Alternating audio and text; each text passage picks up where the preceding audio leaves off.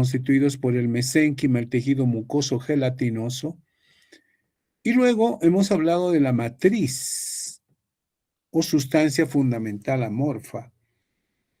La sustancia fundamental amorfa es esa masa gelatinosa rico en proteoglicanos, glucosaminoglicanos, glicoproteínas. Todo eso constituía esa masa gelatinosa, así como también habíamos hablado que el tejido conjuntivo tiene fibras producidas por las mismas células, particularmente las células que son los fibroblastos, los fibrocitos,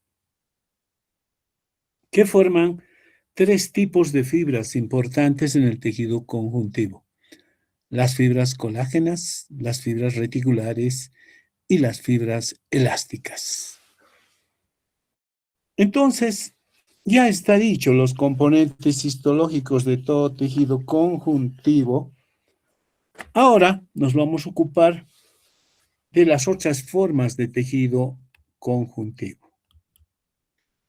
Dentro de las células fijas ya hemos hablado, son los fibroblastos, los fibrocitos, y hay algunas células que van a ser migrantes, libres o errantes, así se llama, que van a ingresar desde el torrente sanguíneo al tejido conjuntival, ¿no? Estas células fijas son los fibroblastos, fibrocitos, de las embrionarias, las células mesenquimales, las células reticulares y, por supuesto, las células adiposas o adipocitos, que son parte de los tejidos, de las células, perdón, del tejido conjuntivo. Son las células propias. Se dice así porque se derivan de las células mesenquimales. Bien. ¿Qué pasa con los fibroblastos? Es la célula más común y es menos especializada. Claro que sí. Es la encargada de producir la sustancia fundamental amorfa y de fabricar las fibras colágenas, elásticas y de reticulina. Más o menos es una forma estrellada la célula de fibroblasto y en su interior contiene pues abundante retículo endoplásmico rugoso por su actividad de síntesis de estas proteínas, el aparato de Golgi con sus caras cis y trans y por supuesto sus vesículas que son grandes y pequeñas tanto en la cara cis como en la cara trans. Y posee abundantes mitocondrios que son los que le proveen, son organitos membranosos, toda la energía del adenosín trifosfato para la actividad de síntesis de proteínas. Su función, hemos dicho, la síntesis de la matriz o la sustancia fundamental amorfa y de las fibras. Hay dos tipos de fibroblastos, aquellos que están activos y aquellos que están en reposo o inactivos, pero todo fibroblasto tiene esta forma estrellada cuando es joven, formadora, y cuando es adulto ya sus prolongaciones no son tan grandes y se convierten en fibrocito. Por lo tanto, se podría aseverar que los fibrocitos son las células jubiladas, envejecidas de los fibroblastos. Así es. Los fibroblastos pueden notarse sus núcleos y sus citoplasmas prolongados, pero aquí estamos observando en una forma de tejido donde las fibras colágenas, vean ustedes, se ponen paralelas entre sí. Ya no es esa condición de tejido conjuntivo donde los fibroblastos abundaban en número. Por eso decimos tejido conjuntivo fibroso, porque tiene muchas fibras colágenas. Y dijimos denso porque abundaban hartas fibras colágenas del tipo 1, gruesas. Además dijimos irregular, porque las fibras se disponían en distintas posiciones, longitudinales, verticales, oblicuas, formando verdaderamente un enrejado, una trama bastante abundante de estas fibras colágenas, donde los fibroblastos se ubicaban en esos espacios intercelulares. En cambio, fijarse en este tipo de tejido, donde las fibras colágenas se encuentran casi paralelas entre sí. toditas. Este tipo de tejido, tejido conjuntivo, fibroso, denso, pero que la última palabra ya va a cambiar. Y escuchen, ¿por qué va a cambiar? Antes era tejido conjuntivo fibroso denso irregular. Ahora se llama tejido conjuntivo fibroso denso regular. Regular. ¿Por qué hablo de regular? Porque ahora las fibras colágenas se ordenan, son regulares, son ordenadas, son paralelas entre sí. Este tejido conjuntivo donde abunda la fibra colágena, que se disponen en formas paralelas, es denso, es regular, corresponderá a los tendones y los ligamentos. Por favor, anoten eso. Estarán en los tendones, en los ligamentos, este tipo de tejido conjuntivo que ahora se llama fibroso denso regular. Tejido conjuntivo fibroso denso regular. ¿Dónde encontramos este tejido conjuntivo fibroso denso regular? En los tendones y en los ligamentos. ¿Qué son los tendones y los ligamentos? Los tendones son estructuras gruesas que sirven para insertarse en los huesos, se encajan en los huesos y conectan con los músculos. En ese pequeño tramo existe un tejido conjuntivo fibroso denso regular, donde las fibras colágenas se ponen paralelos y los tendones y ligamentos son cuerdas resistentes que son sometidas a grandes estiramientos, si quieres tú, y no se tienen que romper, por eso los haces de fibras colágenas se ponen paralelos y eso suma mayor resistencia. Y los fibroblastos no tienen más que ubicarse entre haces de fibras colágenas paralelas y por eso se disponen casi de disposición lineal los fibroblastos. Este es entonces otro de los tejidos conjuntivos que hay que tomar en cuenta, pero este es un tejido conjuntivo fibroso denso regular. Ahí, en esta imagen, tengo a los fibroblastos con prolongaciones, una célula joven con núcleo grande, los organitos, sus prolongaciones citoplasmáticas. Y al lado representamos así ya al fibroblasto con sus prolongaciones estrelladas, largas, que se tocan unas con otras. En cambio, el fibrocito es una versión, hemos dicho, de una célula fibroblástica, pero envejecida, donde sus prolongaciones se han acortado, donde no están abundantes esas prolongaciones citoplasmáticas, sino están disminuidas, y eso le hace que la célula sea menos activa, menos sintetizadora de estas proteínas, y es como se debería observar a los fibrocitos.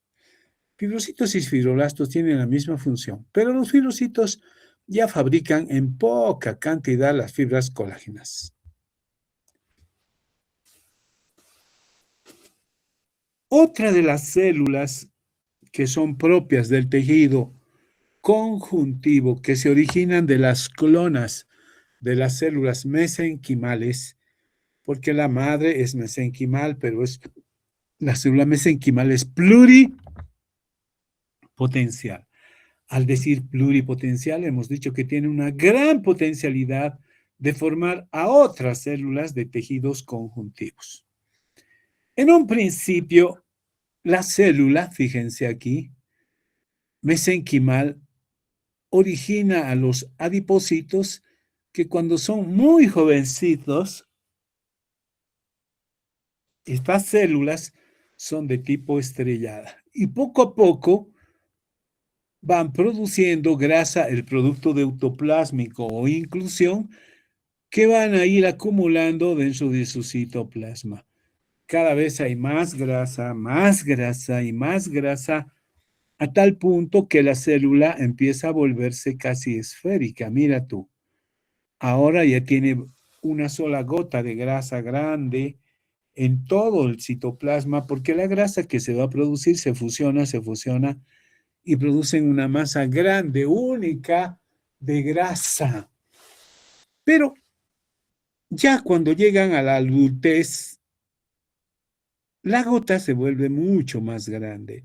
Ahora ocupa todo el cuerpo celular, todo el soma celular, la gran gota de grasa, y a los organitos y al núcleo los han desplazado, miren, ahí está, a un extremo de la célula.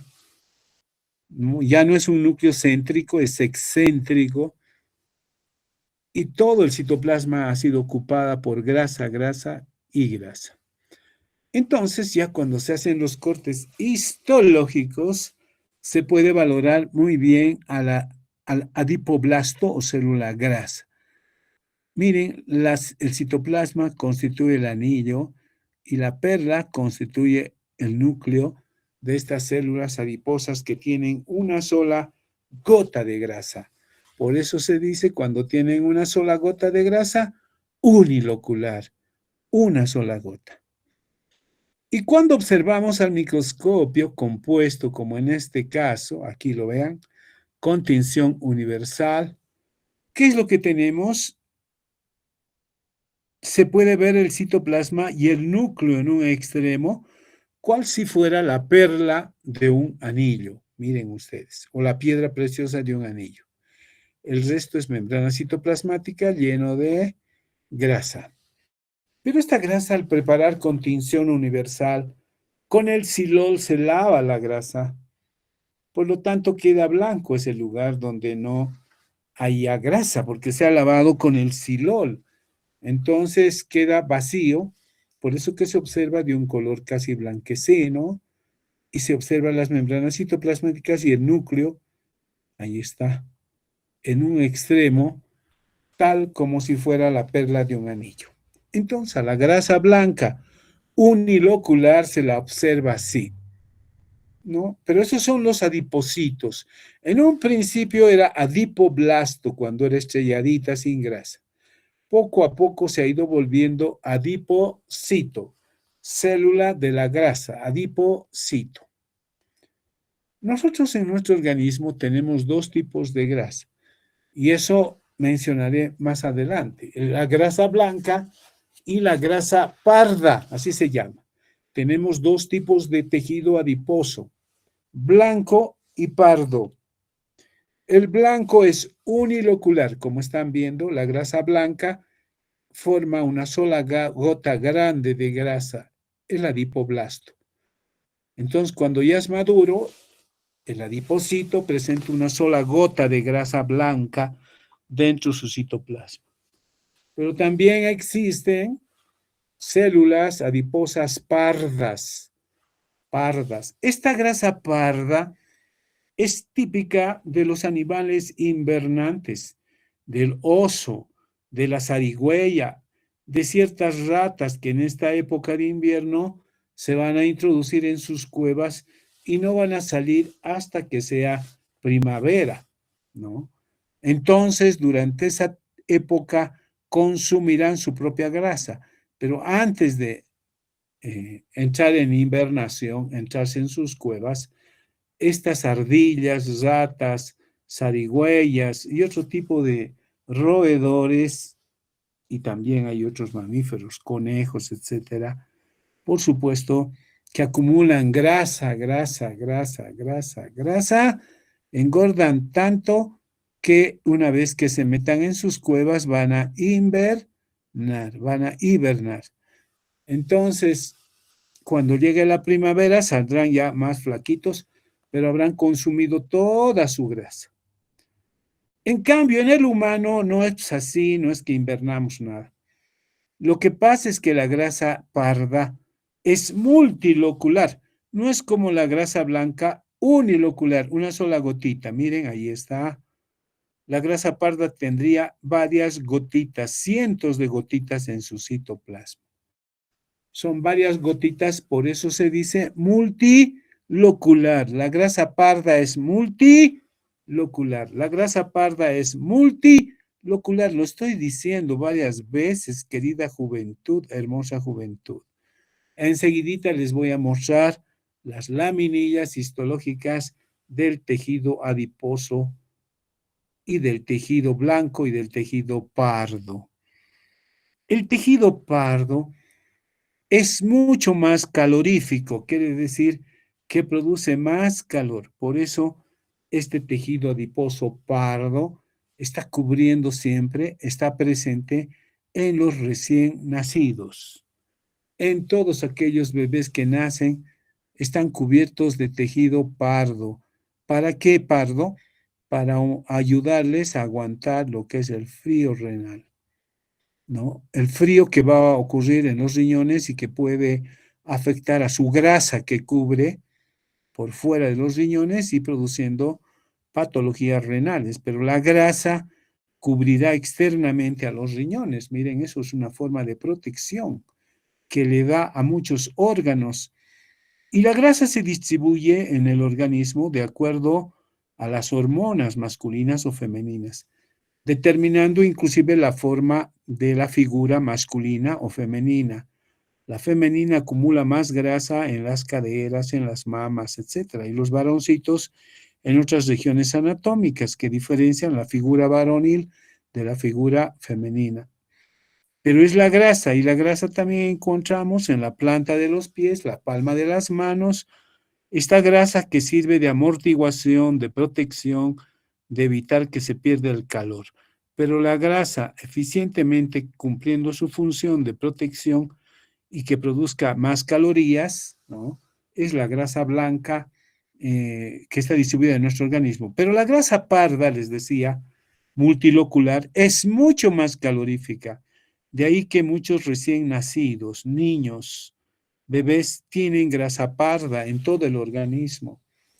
Por eso alguna vez se han encontrado un niño que estaba en la calle tirado y no se ha muerto, es porque esa bendición de Dios hace de que esa grasa parda le proteja, le produzca más calor. Ya cuando el humano crece, crece, crece y se vuelve adulto, ya no tiene grasa parda. La grasa parda sustituye a la blanca y en este momento yo, ustedes seguramente, especialmente yo ya no tengo grasa parda, pero ustedes quizás les sobre un poquito de grasa parda a nivel de las escápulas, pero ya esa grasa se va perdiendo. Solo existe en el recién nacido la grasa parda. Así es. Multilocular y unilocular. Entonces, ya estamos viendo a estas células del tejido conjuntival. También existen otras células del tejido conjuntival, los famosos pericitos. Son unas células estrelladas que existen debajo de la membrana basal del endotelio de los vasos sanguíneos. Los pericitos, así como están viendo, son células, ahí están, miren, se puede ver tanto en la arteria afrente del riñón. Ahí entendemos que existen más y más pericitos y también existen alrededor de muchos vasos sanguíneos. Los pericitos son células que sirven para reparar a los vasos sanguíneos y sirven también como exprimidores, es decir, para llevar el tono muscular de muchos capilares sanguíneos, arteriolas, vasos sanguíneos. Estos son los pericitos, entonces, que vamos a ver también. Hay otras células que vienen desde el torrente sanguíneo y estas células, yo hablé en la anterior clase, eran los macrófagos llamados histiocitos. Estos eran antes los monocitos que existían en la sangre, ¿no? Los monocitos, una vez que llegan al tejido conjuntival, se vuelven en macrófagos porque su función es fagocitar, pero mejor conocidos como histiocitos en los procesos inflamatorios. Después tenemos otras células llamadas cebadas o mastocitos. Las células cebadas o mastocitos son muy parecidos a otras células de la sangre porque tienen unos gránulos en su citoplasma muy parecidos a los basófilos, ¿no? A las células que se llaman basófilas, por tener esos gránulos de heparina, de histamina y serotonina, células que van a cumplir funciones también inmunitarias en nuestro tejido conjuntivo, pero que antes eran células basófilas. Después tenemos los plasmocitos, ¿no? Células plasmáticas, que también se las llama, que son células también que provienen desde la sangre, los plasmocitos, los neutrófilos, los eosinófilos, basófilos, en fin, todas estas células circulantes que vienen desde la sangre están unas horas o días dentro del tejido conjuntival y luego retornan al torrente sanguíneo. Se llaman células migrantes. Ahí están las células migrantes. Los linfocitos, los monocitos, neutrófilos, basófilos, estas mismas células que ingresan al tejido conjuntival y luego vuelven al tejido conjuntivo. Los linfocitos T y B, importantes estas células, cuyo núcleo es tan grande esférico, pero cumplen funciones inmunitarias produciendo inmunoglobulinas. Miren, ahí está. Estos son los linfocitos y este es un neutrófilo para que vean. Por un lado, los linfocitos T son los que inducen la formación de los linfocitos B, pero los linfocitos T cumplen funciones excelentemente inmunitarias, una función inmunitaria celular, produciendo inmunoglobulinas, ¿verdad? Esa se llama inmunidad humoral y la IgA, IgG, IgM, DE son proteínas, son inmunoglobulinas que están circulando en la sangre y sirven para defender a nuestro organismo en la inmunidad humoral. Los linfocitos se los va a reconocer por sus núcleos grandes esféricos. Y ahí están los monocitos que se han convertido en macrófagos e histocitos. Ahí veremos a algunos macrófagos, monocitos, fagocitando algunas células envejecidas y células extrañas, ¿no? Así es. Y se puede ver así a estos macrófagos, y a veces tienen muchos núcleos, por eso se los llama policariocitos también. Ahí están los macrófagos, son parte del sistema fagocítico mononuclear. Se dividen en fagocitos de células presentadoras de antígenos, habíamos dicho, ¿no? Núcleos excéntricos, es interesante ver que tienen forma de riñón, miren, ahí está, o de un porotito su núcleo, forma de riñón o de un porotito. Los histiocitos, ya habíamos hablado, son los macrófagos, pero que están en el tejido conjuntival. Son los monocitos que se han ido al tejido conjuntival y cumplen funciones fagocíticas macrofágicas, comen grandes partículas de desechos celulares o bacterias grandes, ¿no? Entonces se llama histiocito cuando está dentro del tejido conjuntival, pero son macrófagos, ¿no? Los macrófagos fagocitan grandes partículas extrañas, viejas. Ahí están los macrófagos.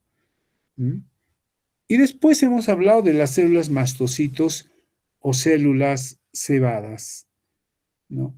Estas células cebadas son parecidas a los linfocitos, también células que van a entrar en la función de defensa de nuestro organismo, ¿no? Cerca a los vasos sanguíneos, ahí es donde cumplirán funciones de la inflamación. Miren, las células del tejido conjuntivo, células cebadas o mastocitos. Ahí se puede ver con sus gránulos, parecidos a un basófilo, ¿no? Les decía. Histamina, serotonina, sus gránulos abundantes que poseen estas células. Está rodeada de fibras colágenas.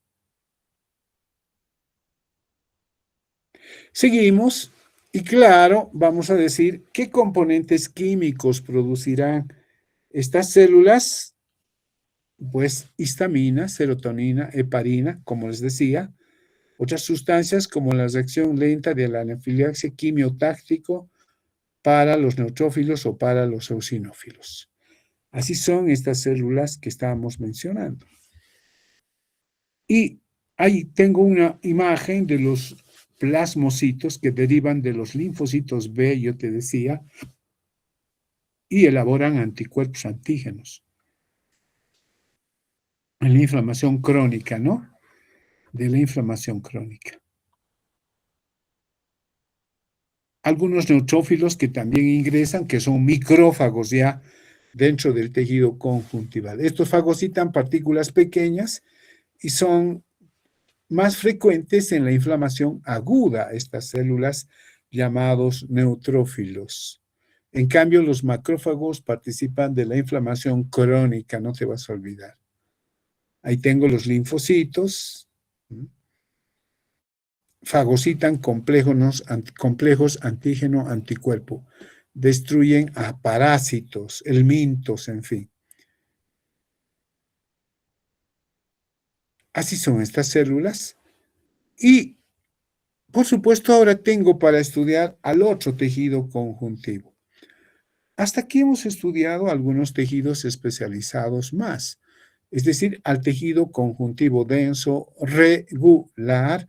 Hemos observado al otro tejido conjuntivo adiposo, blanco, pardo.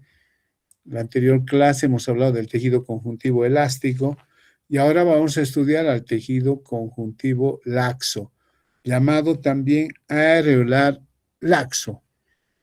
Y como decimos ahí, tiene una sustancia fundamental amorfa que rellena entre fibras y fibras y que viene a estar constituida particularmente de una masa gelatinosa, glicoproteínas, glucoproteínas, que son fundamentales en este tejido. Y por supuesto están las fibras, pero en menor proporción. Se puede ver a las fibras colágenas, donde disminuye, por eso se llama laxo, no es tan denso. En el denso abundaban las fibras colágenas del tipo 1. En cambio, en el tejido conjuntivo laxo ya no tiene fibras abundantes colágenas. Tiene, no estamos diciendo que no tenga, pero es menor la preeminencia.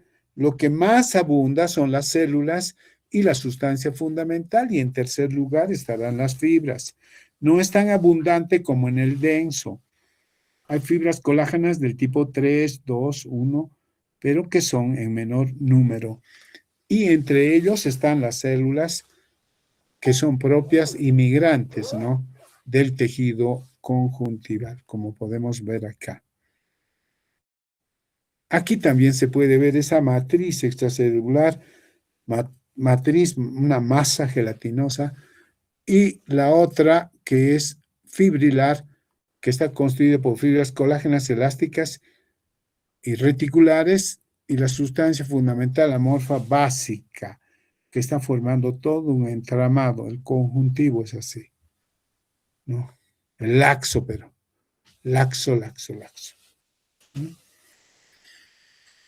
La sustancia básica de la sustancia fundamental amorfa es un gel, una masa de gelatina, que hemos dicho que no tiene forma, parece una masa que llena los espacios intercelulares.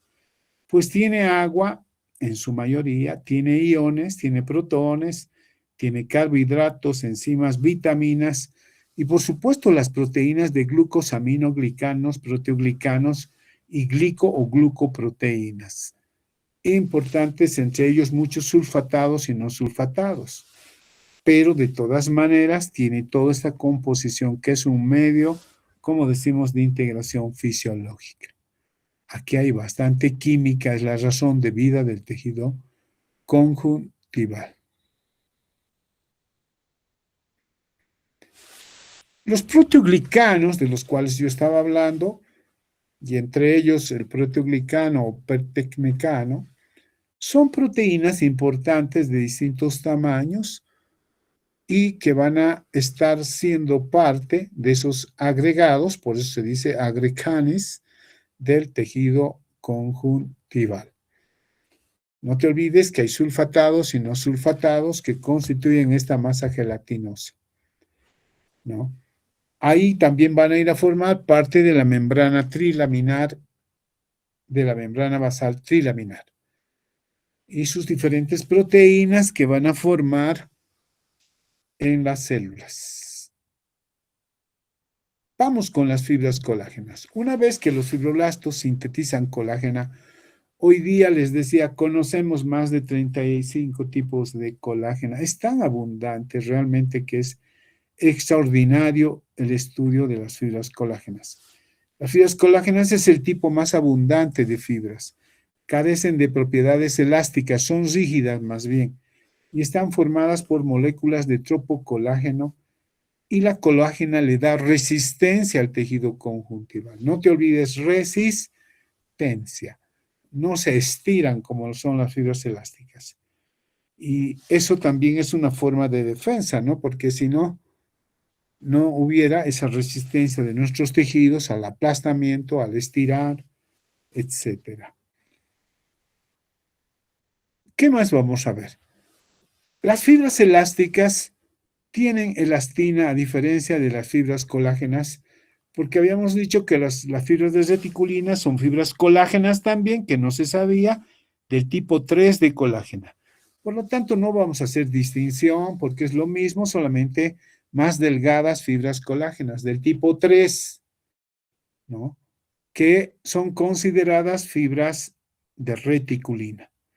En cambio, las fibras elásticas son otro tipo de fibras. Tienen otra proteína que se llama elastina.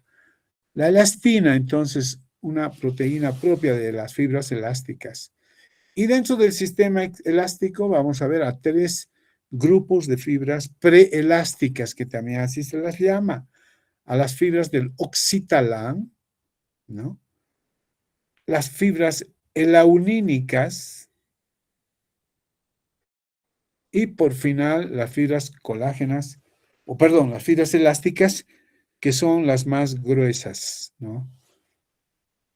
Las anteriores son consideradas fibras preelásticas, oxitalanas y elaunínicas, ¿no? Así es. Si nosotros tomamos a una sola de estas fibrillas colágenas, vamos a ver que están formadas por cadenas de tropocolágeno, cadenas que se entrelazan en sí para formar cordones hasta la fibra colágena, que es importante conocerla. Importante, porque las fibras colágenas, estas moléculas lineales de tropocolágena, se van a disponer de forma ordenada, de tal manera que van a producir una periodicidad. Periodicidad quiere decir estas líneas oscuras, negras, blancas, oscuras, negras, blancas. Toda fibra colágena tiene que verse así, porque eso se llama la periodicidad y eso depende de la disposición de las moléculas de tropocolágena, que de tanto en tanto se disponen de manera paralela, pero no continua.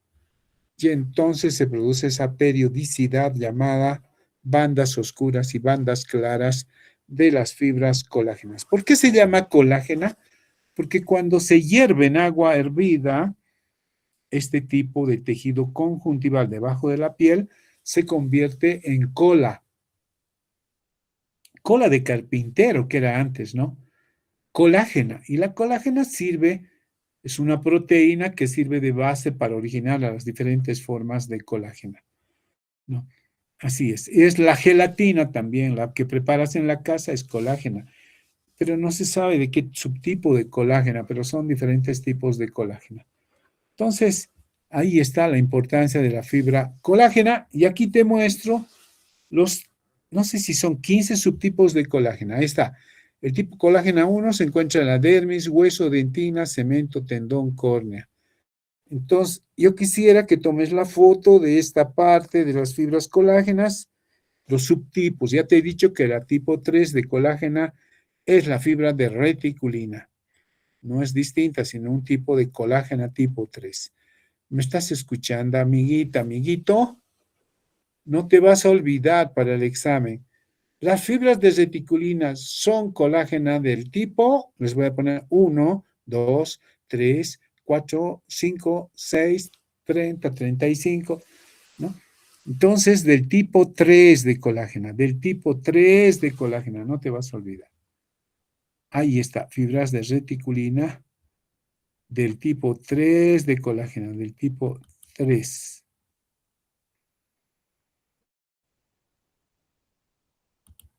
¿Sí? Te está observando, ahí está. Del tipo 3 de reticulina, no te olvides. Después, la del tipo 1. Del tipo 1 tenemos en la dermis, en el hueso, en la dentina, eso hablábamos ayer, en el cemento del diente y el ligamento. Mira, también en el tendón En la córnea es importante saber este tipo de fibras colágenas del tipo 1, 2, 3, 4, 5, 6, hasta el 6 está. Ahí está el 7, el 8, el 9, el 10, el 11, el 12, el 13. Ahora ya en aquí tengo 13 subtipos de colágena, pero ya les he dicho que llega a 35. Aquí tengo la tipo 14, 15, 16, 17, 18, 19, 20, 21. Es hasta 35 subtipos de colágena. ¿Te imaginas ahora todo lo que ha avanzado para la detección de proteínas? Por eso las colágenas son importantísimas. Aquí una vista de la fibra colágena al microscopio electrónico. Miren ustedes, qué maravilla. Estas son las fibras de colágena y las otras que se dividen son fibras elásticas, ¿no? Ahí está. Miren todo este grosor, desde aquí hasta ahí, de aquí hasta ahí son fibras colágenas del tipo 1. ¿Qué te parece? Después tenemos las fibras reticulares de reticulina, que son colágena 3. Este tipo de fibras de reticulina a veces abundan en ciertos órganos. Eso quiere decir que entre las fibras, primero, la composición del tejido conjuntivo. Tiene células propias y migrantes. Tiene sustancia fundamental amorfa y tiene sus elementos fibrilares que pueden ser colágena, elástica y de reticulina. Eso ya lo sabes. Pero en nuestro organismo a veces predomina en abundancia las fibras de reticulina. Y es que los fibroblastos y fibrocitos producen reticulina, un tipo de colágena 3. Y este tipo de fibras reticulares de colágena 3 abunda en ciertos órganos, como el ganglio linfático, no te vas a olvidar. El ganglio linfático tiene, pero abundancia de fibras de reticulina que son del tipo 3 de colágena, vuelvo a repetir. En estos órganos, como el ganglio linfático, como el hígado, como la médula ósea, como el bazo, abundan pues bazo con Z, ¿no? Con V, perdón, con B de burro se escribe bazo, con Z vas a escribir, ¿ya? Es un órgano. No estoy hablando del vaso de tomar agua, nada de eso. Entonces, en estos órganos, vuelvo a repetir, el ganglio linfático, el vaso, el hígado, la médula ósea, la médula del hueso, el tuétano, donde hay, abundan las fibras de reticulina. Tanta reticulina hay que se dice que constituyen un esqueleto de un órgano. El esqueleto, el trama, no siempre es hueso, cuidado que te estés confundiendo. Microscópicamente, cuando se habla de esqueleto, se habla de este estroma del esqueleto constituido de fibras de reticulina. En el ganglio, todo eso, es como una maraña de pelos, si te imaginas, como una bola de pelos así, lleno de, no, no es pelos en este caso, serían fibras de reticulina, ¿no? Donde atrapa a los linfocitos, están atrapados. Entonces, un ganglio tiene un estroma, un esqueleto constituido de fibras de reticulina y adentro un relleno de células que se llama el parénquima. Una cosa el estroma es el esqueleto, el parénquima no, es el relleno. Entonces, está relleno de células que son los fibroblastos, que van a producir a las fibras de reticulina. Aquí lo que estamos observando con tinciones de plata, todas las tinciones de plata tiñen a las fibras de reticulina, como verán, casi de un color negro, ¿no? Ahí está, miren, abundantes, están yendo por todos sentidos. Estas fibras de reticulina se las distingue mejor con tinciones de plata, el nitrato de plata, el carbonato de plata. Todo lo que sea tinción con plata se deposita y se tiñe de este color negro. Así vamos a observar enseguidita o color casi morado cuando son tinciones de plata, ¿no? Ya les digo, nitrato de plata, carbonato de plata. El que más observamos, nitrato de plata. Por lo tanto, tiene un color oscuro, negro, son ondulantes que van en diferentes direcciones y se llaman las fibras de reticulina, son colágena 3. Entonces ya está dicho este tejido, por abundar harta fibra de reticulina, por lo tanto, más que las células, más que la sustancia fundamental, y como predomina harta fibra de reticulina, se llama tejido conjuntivo fibroso reticular. Tejido no fibroso, tejido conjuntivo reticular, tejido conjuntivo reticular, porque tiene una trama, una de redes constituida de fibras reticulares del tipo colágena 3. Hay algunas células elásticas, como hemos visto, que predominan más que las fibras de reticulina y todo, por eso se llama tejido conjuntivo elástico. El tejido conjuntivo elástico, al igual que el tejido conjuntivo reticular, son tejidos especializados. Solamente que en el reticular predominan las fibras de reticulina y en el elástico las fibras elásticas, constituida de moléculas muy específicas de reticulina. Así entonces vamos a observar que están constituidas todas estas fibras y por tener más fibras se constituyen en tejidos especializados. Ahí están las fibras elásticas y como digo, ¿no? Se estiran tanto hasta 150% veces el tamaño, el diámetro y pueden volver a su posición. Yo te había dicho dónde tenemos tejido conjuntivo elástico, en el pabellón auricular, en la epiglotis. Tenemos también en el ligamento suspensor del pene en los varones. ¿Y dónde más hay tejido conjuntivo elástico? A ver, casi muy poquito, es eso todo. En la articulación temporomandibular, nada más. Eso es todo lo que tenemos.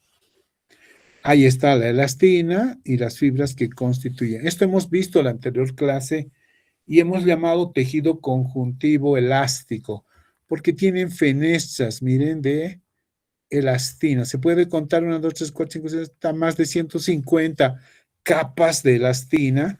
¿Y por qué? Porque el vaso sanguíneo no está estirado. Si esté estirado, serían todos paralelos entre sí. Pero como está vacío de sangre para preparar, la arteria se contrae un poquito y al contraerse, se contraen las fibras elásticas con tinción de orceína. Las fibras elásticas, por supuesto, que se van a observar mejor con orceína, resorcina, floxina también, ¿no? Así es, esta tinción es especial para fibras elásticas. En cambio, las fibras de reticulina se observa nada más con tinciones de plata, nitrato de plata, carbonato de plata, que son las tinciones de elección para ver fibras de reticulina, pero esto es elástico, muy distinto. Así entonces ya nosotros tenemos, este es el tejido mucoso gelatinoso, esta es la gelatina de Wharton, que tiene características similares, ¿no? Y el tejido conjuntivo laxo, vamos a eso. Contrariamente a los demás tejidos, el tejido conjuntivo laxo presenta menos fibras, por eso te digo, se llama laxo cuando disminuyen las fibras, disminuyen, en este caso, las células, y lo que más predomina es la sustancia fundamental amorfa y las fibras, poquito, pero no es en mucha cantidad. Se ven aquí elásticas de reticulina, etcétera, ¿no? Ese es el tejido conjuntivo laxo, no es denso. El denso tiene que tener alta fibra colágena. En cambio, el laxo, casi nada de fibra colágena, muy poquito. Tiene elastina, fibras de reticulina, como ves acá, pero en muy poca cantidad. El tejido conjuntivo laxo se encuentra rellenando espacios entre órganos y órganos. Por ejemplo, en el abdomen, entre el intestino delgado y grueso, ahí se va llenando el tejido conjuntivo laxo. Siempre el laxo constituye relleno. Y el tejido conjuntivo reticular, que se tiñe solamente con tinciones de plata, te dije, es el esqueleto. Mira, estamos viendo el bazo, un órgano que tiene fibras de reticulina. Esto es el vaso o puede ser el ganglio también. Y ahí tenemos el otro tejido adiposo blanco Y pardo, que ya lo hemos visto, es unilocular y el pardo es multilocular, ¿verdad? Todo esto ya lo hemos visto, ahí está las fenestras, se llaman esas ondulaciones de tejido elástico de la arteria aorta, bueno, observables con tinciones de plata, siempre, perdón, las tinciones de orceína, floxina, resorcina, lo que son fibras elásticas, y si fueran fibras colágenas,